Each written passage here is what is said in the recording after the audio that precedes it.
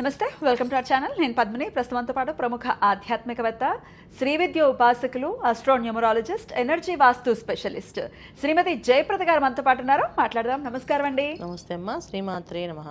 So కుజుడు యొక్క transit అనేది జరిగింది. సో వృషభ రాశిలోకి వచ్చేసాడు మొత్తానికి కుజుడు.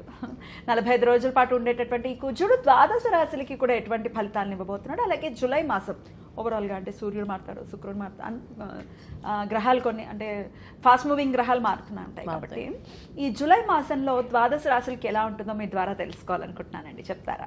తప్పకుండా అన్న. అయితే ఏంటంటే ఈ సంవత్సరం అంతా కూడా మనకి గురువు కర్కాటక రాశిలో ఉండడం వల్ల, ఉచ్చ స్థితిలో గురువు ఉండడం వల్ల చాలా చాలా యోగమైన మార్గాలు అందరికీ కనిపిస్తాయి. చాలా విషయాలు అంటే విజయాలు సాధించాలనుకునే వాళ్ళకి అందరికీ బాగుంటాయి. అయితే ఇలా వృషభ రాశిలో కుజుడు రావడం వల్ల ఇంకొంచెం ఫాస్ట్గా వెళ్ళే అవకాశాలు, ఫాస్ట్గా మూవ్ అయ్యే అవకాశాలు, కొన్ని రాశుల వాళ్ళకి అత్యంత అదృష్టాన్ని తీసుకొచ్చే అవకాశం కుజుడు వల్ల జరుగుతుంది. బ్యూటిఫుల్. అది ఎలాగో తెలుసుకుందాం. గోచారం చెప్పండి, ఎన్నాళ్ళు ఉంటాడు, అలాగే ఇట్లా. తప్పకుండా. సో గురువు మనకి కర్కాటక రాశిలో ఉన్నారు కనుక మనకు అది తెలిసిన విషయం. శని భగవానుడు మీనరాశిలో ఉన్నారు, రాహు కుంభరాశిలో ఉన్నారు, బుధుడు మనకి జూలై మాసంలో 4వ తారీఖు నుంచి మిథున రాశితో రవితో కలిసి ఉన్నాడు. 16వ తారీఖు వరకు మనకి జూలై 16వ తారీఖు వరకు రవి ఉంటారు. తర్వాత 16 నుంచి మళ్ళీ ఆయన కర్కాటకలో ప్రవేశిస్తారు. అక్కడి నుంచి మళ్ళీ మనకి పుష్కరాలు ఒకటి స్టార్ట్ అవుతుంది. సో ఈ విషయంలో చాలా విశేషం ఏంటంటే గురువు ఉండటము, రవి మార్పు, రవి బుధుడు కలయిక 15 రోజులు ఉండడం వల్ల ఒక అదృష్టం కొన్ని రాసుల వాళ్ళకి. తర్వాత శుక్రుడు కేతుతో కలిసి ఉండడం వల్ల కొన్ని అదృష్టం కొన్ని రాసుల వాళ్ళకి. శుక్రుడు కొనే ఈసారి మనకి మంచి ఫలితాలు ఇస్తున్నాడు. అలాగే బుధుడు మంచి ఫలితాలు ఇస్తున్నాడు, కుజుడు మంచి ఫలితాలు ఇస్తారు. ఇప్పుడు మాస ఫలితాల్లో మనకి మాక్సిమము 4 గ్రహాలు ఎప్పుడు యోగించవు. అలాంటిది ఈసారి మనకి బుధుడు, కుజుడు, తర్వాత శుక్రుడు, ఈ 3 గ్రహాలు చాలా యోగ్యంగా మనకి యోగిస్తున్నాయి. మంచి సమయంగా కన్సిడర్ చేయొచ్చు. అయితే చాలా మంచి సమయంగానే అందరికి అన్ని రాశుల వాళ్ళకి ఒక్కొక్క రాశికి ఒక్కొక్క స్పెషలైజ్డ్గా పాపం వచ్చే అవకాశాలు కనిపిస్తున్నాయి. అందువల్ల చక్కగా చూసుకోవచ్చు. సూపర్ అండి. మరి అవేంటో తెలుసుకుందాము. మరి మొదలు పెడదామా? తప్పకుండా. మరి కుంభరాశి వారికి ఎలా ఉందండి ఈ మాసం? కుంభరాశి వారు కూడా ఇందాక మనం మకర రాశి గురించి మాట్లాడుకున్నట్టే వీళ్ళు కూడా కంప్లైంట్ చేస్తున్నారు.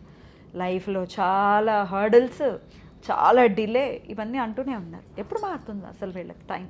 అంటే ఒకరికి మన ఆలోచన విధానం బట్టి ఉంటుంది అన్నది. కుంభరాశి వాళ్ళకి వాళ్ళ ఆలోచన శక్తి, ఇప్పుడు చేయగలము అని అంటే వాళ్ళు చేయగలుగుతారు, చెయ్యలేమంటే చేయరు.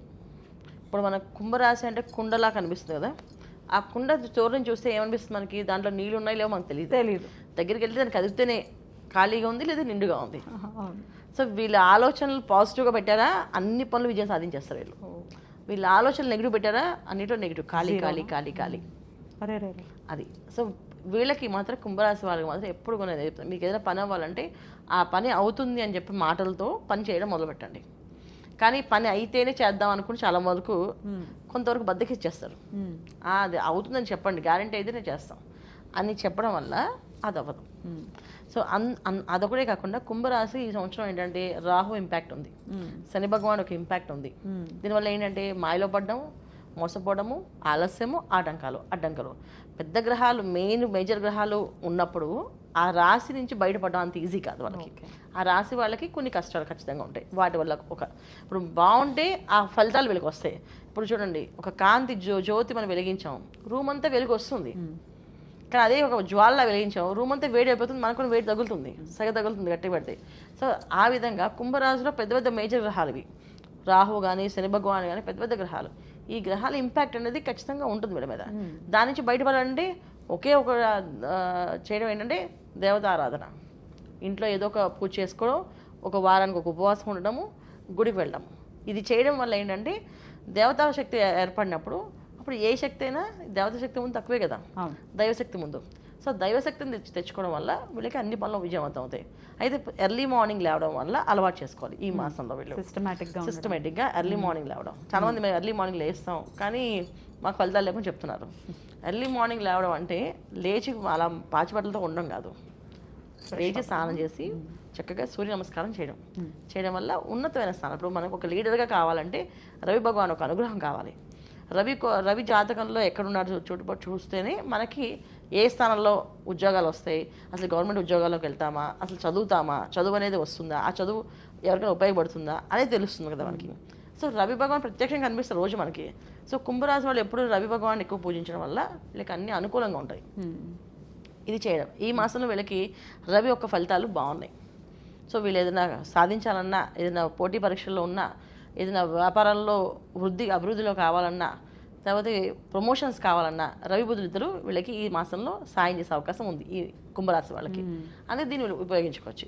ఈ మాసం గురువు కూడా వీళ్ళకి అనుకూలంగా కనిపిస్తారు. ఎందుకంటే గురువు వీళ్ళకి మంచి చేసినా చేయకపోయినా కర్కాటక రాశి ఉచ్చ స్థితిలో ఉన్నారు కనుక ఆ ఒక వెలుగు మనకు వస్తుంది. అందుకని చేయొచ్చు ఇది. రెండోది ద్వితీయ స్థానంలో వీళ్ళకి శని భగవానుడు ఉండడం వల్ల కుటుంబంలో అందరూ వీళ్ళు ఎంచే వాళ్ళే ఉంటారు. నీ తప్పు ఇది, నువ్వు ఈ తప్పు చేస్తున్నావు, నువ్వు ఈ పని చేస్తున్నావు అని చెప్పి ఎవరు ఎంకరేజ్ చేయరు. అంటే ఎంకరేజ్మెంట్ అనేది రాదు ఈ కుంభరాశి వాళ్ళకి. ఎందుకంటే శని భగవానుడు ఉండదు కదా, లోపాలను చూపించడమే తప్ప ప్లస్ పాయింట్స్ చూడరు. దీనివల్ల కాస్తంత ఇబ్బంది ఉంటుంది. దాని నుంచి బయటపడాలంటే ప్రతిరోజు హనుమాన్ చాలీసా చదవండి. మీరు హనుమాన్ చాలీసా చదవడం వల్ల మిమ్మల్ని ఎంచడానికి వాళ్ళకే భయం వేస్తుంది. ముందు ఏమంటే అమ్మో మనకే అవుతుందేమో చెప్పేసి అసలు తెలియకుండా ఒక ఓవర్ ఫామ్ అవుతుందిరా హనుమాన్ చాలీసా చదివితే. ఇది పొద్దున్నే లేచి కుంభరాశి వాళ్ళు చదవడం వల్ల మంచి ప్రశాంతంగా జరుగుతుంది. అయితే చతుర్థ స్థానంలో కుజుడు వీళ్ళకి, దానివల్ల అంటే కుటుంబంలో కాస్తంత వ్యతిరేకత భావన, భార్యాభర్త మధ్య చిన్న చిన్న మనస్పర్ధలు, పిల్లలతో పిల్లల వల్ల కూడా కాస్తంత మనస్పర్ధలు, చదువులో కొంచెం ఆటంకాలు, కొంచెం విఘ్న ఆటంకాలు కొంచెం జరిగే అవకాశాలు, ఇవి కుంభరాశి వాళ్ళకి కాస్త కుజుడు ఇంపాక్ట్ ఈ 45 days కొంచెం జాగ్రత్తగా ఉండాలి. దీని తప్ప మిగతా అన్ని విధాలా వీళ్ళకి అనుకూలంగా ఉంది. సో దీనికి వీళ్ళు చేస్తున్న పరిహారం ఏంటంటే హనుమాన్ చాలీసా రోజు చదవడము, చక్కగా ఇంట్లో దీపారాధన చేయడము, ఒక పూజ నచ్చిన దైవతారాధన పూజ చేయడం, ఇది చేస్తూ గుడికి వెళ్తుంటే ఈ సంవత్సరం అంతా వెళ్ళకుండా మంచి ఫలితాలే కనిపిస్తున్నాయి. అలాగే కనిపించాలి కుంభరాశి వారికి అని మనస్ఫూర్తిగా కోరుకుంటూ ఇక నెక్స్ట్ వీడియోలో మీనరాశి గురించి తెలుసుకుందాం. నమస్కారం అండి. Thank you. శ్రీమాత్రే నమః.